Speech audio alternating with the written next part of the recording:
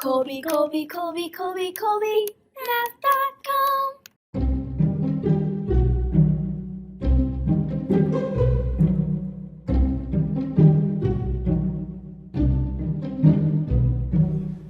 Thank you for watching the Halloween special assignment support video. Before we do this problem number 7, I want to talk about problems 1 through 4. Those are similar to a problem we did on today's notes. And we talked about when you're doing these problem solving, when you have these problem solving situations where you're trying to use greatest common factor or least common multiple, when things are happening over and over and over again, you're dealing with multiples. And so this idea of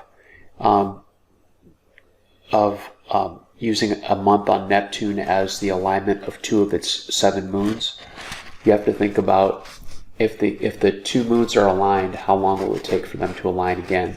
Well, they will align again at every common multiple of their orbital periods, but the next time they will align again will be at the least common multiple. So those first 4 problems are simply calculating the least common multiple of the orbital periods of each of those 2 moons. And you have 4 problems because you have 4 different choices of 2 moons given. Problem 7 says, Devin's pet snake enjoys a diet of mice and crickets. Devin feeds the snake a mouse and a cricket once a week. Devin goes to Slithery Petorama to purchase food for his snake and notices the specials posted below. So live mice are sold 9 in a box for $2.50, and live crickets are sold 21 in a box for $2. What is the least number of boxes Devin needs to purchase so there is exactly 1 cricket for every mouse? How much money will he spend if he buys this many boxes? So the first thing you think about is, for example, if you buy 2 boxes of mice, then you'll have 18 mice. But you'll have 18 mice and 21 crickets if you buy a single box of crickets. So you have 3 more crickets than mice. If you go ahead and buy 1 more box of mice, now you have 27 mice and 21 crickets. And so you have 6 more mice than crickets. But then if you buy another box of crickets, you have 42 crickets, and you have way more crickets than you have mice. And so the idea here is we're going to buy multiple boxes of each. But in order to buy the least number of boxes and achieve that, we'll need the least common multiple of these 2 numbers. So create the Venn diagram model that we've been using, and then try to determine the LCM. And then during the pause, once you've determined the LCM, think about what that LCM represents, and then use that information and the Venn diagram itself to answer the questions.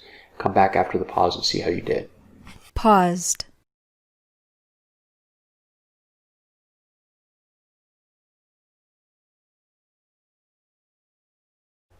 Okay, these numbers are relatively small, but we're still going to create our Venn diagram using by sorting the prime factors of each of these numbers. 9 is 3 3s, and 21 is 3 7s. When you create your Venn diagram for a word problem, it's important to not only label the circles with the numbers, but also with the meaning of each number. So for example, the 9 represents the number of mice per box, and the 21 represents the number of crickets per box. These 2 numbers share a common prime factor of 3, so I'll cross 1 3 off of each factor tree and place it in the intersection. And then I need to place this remaining 3 in the 9 only section of the Venn diagram, and this 7 in the 21 only section of the Venn diagram. So the least common multiple would be the product of the prime factors in the union of the Venn diagram. In other words, the product of all of these prime factors. 3 multiplied by 3 multiplied by 7. And 3 multiplied by 3 is 9. So we have 9 multiplied by 7 is 63. You would need 63 of each type of animal to have 1 mouse for every cricket. So that you could think of it as 9 multiplied by 7, focusing on this circle first. 9 multiplied by 7, 7 nines is 63. Or you could start with the 21 circle and think of it as 21 multiplied by 3, that's also 63. 3 21s is 63. And so 63 is key to solving the problem, but it's not the answer to either of the questions. What is the least number of boxes Devin needs to purchase so that there is exactly one cricket for every mouse? Oops, I dropped my pencil. 1 second. Well, this is how we knew it was LCM. He's buying multiple boxes, but the least number of multiple boxes is the LCM.